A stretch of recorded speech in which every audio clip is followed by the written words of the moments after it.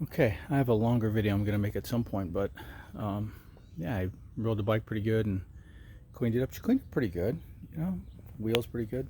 And it's interesting what you find when you're just cleaning, right? Because I found out, or I see that little stuff like those bolt holes aren't in there for the fender, and there were a couple of loose spokes. You can hear them in here. Where are they? Somewhere. Sit. You know, so there's a couple loose spokes there. The bolt holes are missing, or the bolts are missing on both sides of the seat, or the fender, excuse me.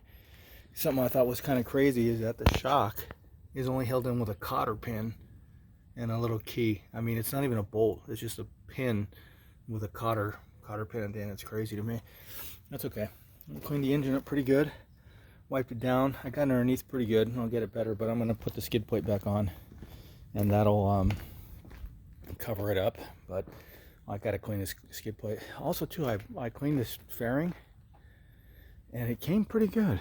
Just with not super clean, purple super clean stuff, but not bad. I may clean up the plastics, even though they got those kind of hideous graphics, and put them on here and kind of make the bike look stock. But I need to oil the chain.